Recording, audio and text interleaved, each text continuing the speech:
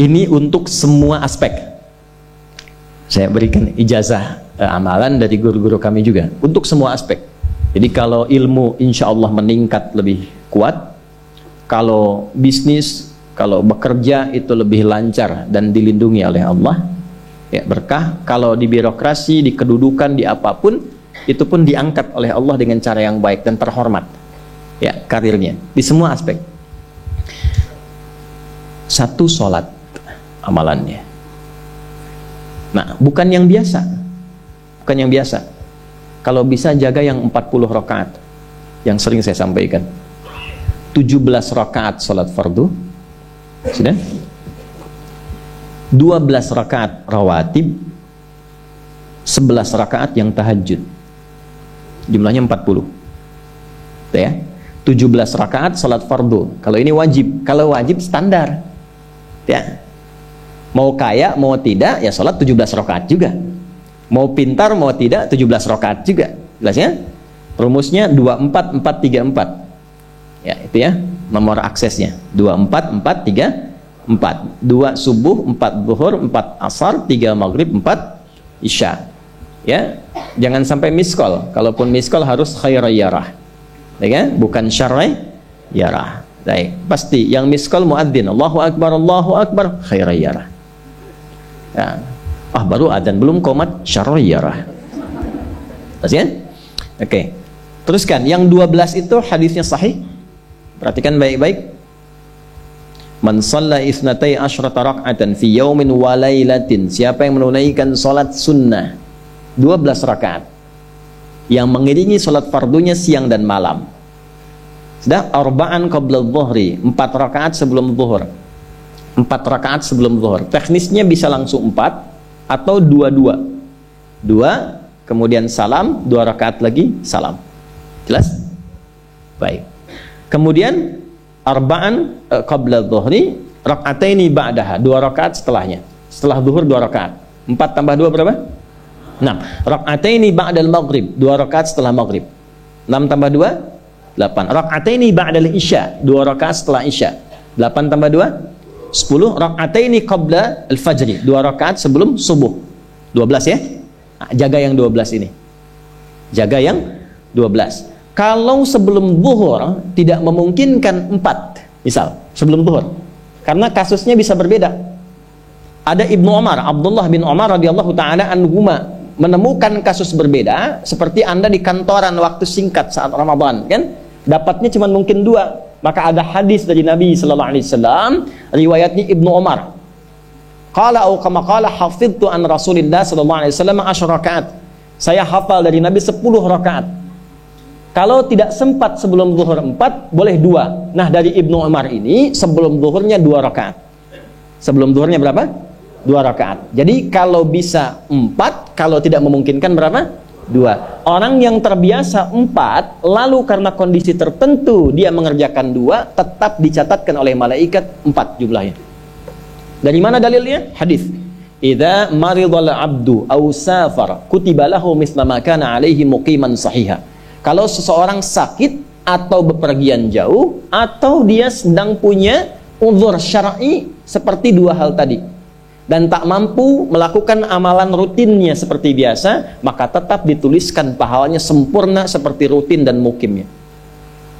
Contoh, ibu mohon maaf ya bu ya, mohon maaf, perempuan dalam keadaan suci, sholat subuhnya berapa rakaat? 2 ya, 2 kan nggak mungkin 3 kan? Baik ya, 2 rakaat. Sholat qabliyahnya berapa rakaat? 2 rakaat. Baik. Setelah itu baca Quran nggak? Alhamdulillah. Bisa 1 halaman, kan? Bisa. Ibu kerjakan saat suci. Saat sedang tidak suci, masa haid tiba, sholat tidak? Tidak. Baca Quran tidak? Nah, kalau punya kebiasaan sholat, baca Quran, dan tiba masa haidnya, itu pahalanya tetap dituliskan sesuai kebiasaannya. Harus tahu itu. Makanya manfaatkan, karena kalau sudah tiba masa monofos, sama. Itu Allah tuh memberikan kemuliaan khusus. Makanya bu, kalau ngaji dengan ustadz-ustadz tertentu, bikin kurikulum ngajinya fikih perempuan aja, gak usah jauh-jauh. Fikih perempuan. Keluarkan, karena banyak pahala mengalir di dalamnya. Ya. Dan kadang-kadang saya suka bingung kalau bahas fikih rumah tangga itu kenapa yang tegang-tegang gitu. Sekarang fikih parenting sekarang tuh kayaknya menegangkan antara surga neraka aja tuh. Tanggung jawab suami, hati-hati dengan istri. Padahal Qur'annya mengatakan rumah tangga itu penuh dengan permainan yang menyenangkan. Yang ada banyak candanya. Gitu.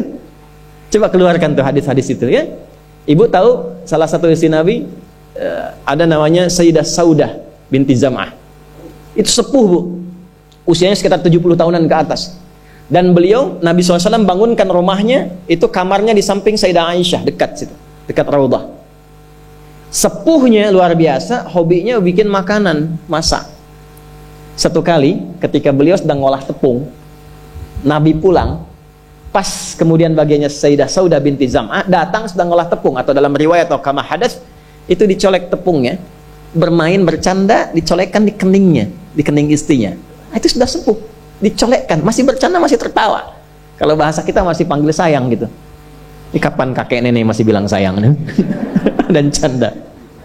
Ini penuh dengan demikian ya. Ini yang mau saya kembalikan tuh, ya, nilai-nilai tadi. Jadi kembali ke sini, Bapak Ibu sekalian, kembali ke sini. Ya, urutkan lagi, kita agak cepat masuk ke dalam pembagiannya. Detil pada pembahasan ini, satu salat 40 rakaat. Sudah? Yang fardu sudah dalilnya. Yang rawatib sudah, terakhir yang 11 rakaat yang salat malam. Ya, 11 rakaat yang salat malam. Nah, ini 11 rakaat ini bisa warming up dulu 2 rakaat tanpa baca surat Al-Fatihah saja. Di Allahu Akbar langsung Al-Fatihah. Tidak pakai iftitah, tidak pakai surat selain Al-Fatihah. Allahu Akbar, ya, a'udzubillahi minasyaitonirrajim. Bismillahirrahmanirrahim. Alhamdulillahirabbil alamin sampai waladhdallin, selesai amin langsung rukuk. 2 rakaat. Seperti itu namanya khafifatain, 2 salat ringan, warming up untuk persiapan supaya hatinya itu bisa khusyuk, badannya bisa agak hangat sebelum memulai tahajud. Barulah kemudian tunaikan 2 rakaat setelah itu, 2 rakaat setelah itu, 2 rakaat setelah itu, ujungnya tutup dengan 1. Ya, itu riwayatnya ada di dalam riwayat Abu Daud nomor hadis 1367 dari Ibnu Abbas radhiyallahu taala anhuma. Ya, juga disampaikan dalam riwayat Ibnu Umar radhiyallahu taala anhuma ketika beliau mengatakan dari Nabi sallallahu alaihi wasallam, "Shalatul laili masna masna, fa idza khasya ahadakumul fajra falyutir rak'atan wahidah." Kalau pengen mulai tahajud 2 rakaat dulu. Sampai merasa enak. Dan tolong ingat ya, tolong nggak usah panjang-panjang dulu suratnya. Untuk berlatih 11, mulai dengan 2 dulu. Kalau belum sempat 11, 2 dulu. 2 rakaat aja, tolong mohon jangan paksa tambah 2 rakaat. Itu pun bangunnya jangan terlalu malam. Jangan terlalu awal malam. Subuh jam berapa sekarang? Terjadi perbedaan pendapat. Oke, 4.25 lah ya. Misal 4.21, 4.20 lah. Pas ya. Misal kita ambil tengah-tengah 4.20. Sudah, bangun 4 kurang seperempat. Jam 4 kurang seperempat. Karena hadisnya mengatakan ada persiapan sebelum wudu. Ya. Karena Nabi sallallahu alaihi wasallam adalah kebiasaan Nabi sallallahu alaihi wasallam idza staiqadha min naumihi, kalau bangun dari tidurnya fajalasa, duduk dulu. Duduk. Wa masaha biyadihi min athari naumi, kemudian menghapus bekas ngantuknya. Ya, menghapus jejak ngantuk dengan bagian tangan yang bersih. Itu kan butuh waktu. Ya. 4.15 bangun. Duduk dulu, atur alarm. Ya, alarm mungkin ya 3.15, 3.30, ya, kemudian jam 4 terakhir. Alarm pertama untuk mematikan alarm kedua. Alarm kedua siap-siap, alarm ketiga sadar. Ya, kan begitu kan? Ya. Ya begitu, itu rumusnya. Nanti kalau sudah ayat tahajud masuk Al-Isra nanti saya jelaskan. Itu ada isyaratnya di Quran. Bukan isyarat alarm ya, tapi isyarat perjuangan kita untuk bangun. Jadi 4 kurang 15 itu adalah persiapan supaya jam 4 bisa wudu. Ya, begitu jam 4, thumma dhahaba ila shinin mu'allaqah, pergi ke tempat kemudian berwudu, tempat tertutup, wudu, selesai, balik lagi, kan 4.20 adzan kan? Misalnya 4.10 mulai sholat. Kalau 2 rakaat kan nggak lama-lama. 5 menit, witirnya 1 menit, 3 menitnya istighfar, nunggu subuh. Ya, bacanya jangan tinggi-tinggi. Al-Falaq, An-Nas, witirnya Al-Ikhlas. Besoknya Anda sudah bosan 4 rakaat. Ad-duha, al-insyirah, al-falaq, an-nas, al-ikhlas. Besoknya terus sampai bosan tambah 6 rakaat sampai konsisten 11. Jelas? Mulai dengan seperti itu, 11 tambah 12, kan berapa? 23 tambah 17, 40. Tolong jaga ini, selama hidup tunaikan aja. Kalau tidak percaya, silahkan coba, nanti lihat apa perubahan yang terjadi dalam kehidupan. Demi Allah saya katakan silahkan coba. Yang kedua Al-Quran. Yang kedua apa? Al-Quran. Kan ada 3 tadi ya? 1, salat, kedua Al-Quran. Jangan lewatkan 1 hari tanpa baca Al-Quran, walaupun hanya 1 ayat, walaupun hanya 1 ayat, walaupun keterlaluan sih 1 ayat itu ya. Alif Lam Mim dah.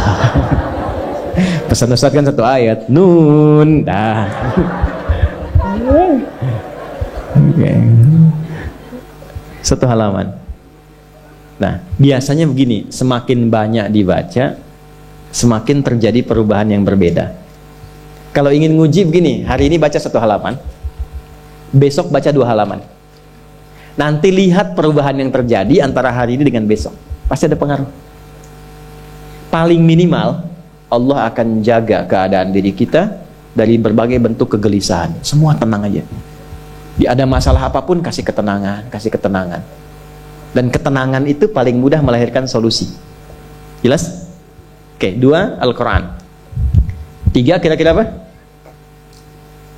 3 apa kira-kira? 3 jaga wudhu. Gak pakai jaga wudhu. 1 sholat, 2 Al-Quran, 3 apa? Jaga wudhu. Apa dampak psikologisnya jaga wudhu? Tidak ingin batal wudhunya. Kalau orang tidak ingin batal, maaf kalau kebanyakan bohong batal tidak? Maksiat? Tuh, itu batal maknawi. Makanya orang punya wudhu itu pasti kalau dia selalu jaga wudhunya akan terjaga dalam kebaikan. Karena fungsi wudhu salah satunya mencegah maksiat. Itulah sebabnya setelah wudhu kita doa taubat.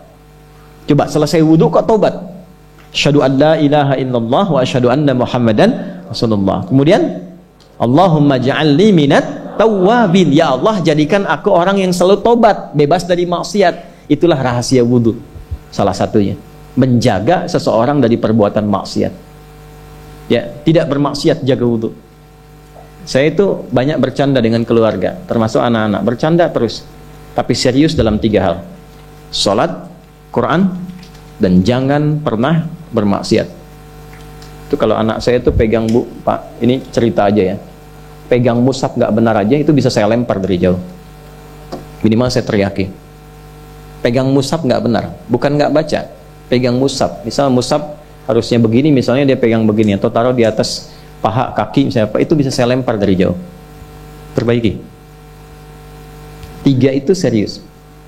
Ya, karena itu adalah sesuatu yang bisa merubah kehidupan kita, dan itu yang paling memuliakan kita dan dimuliakan kita dengan itu. Itu poinnya. Tapi yang lain kita bisa bercanda. Sholat jangan main-main, karena itu inti kebahagiaan hidup kita.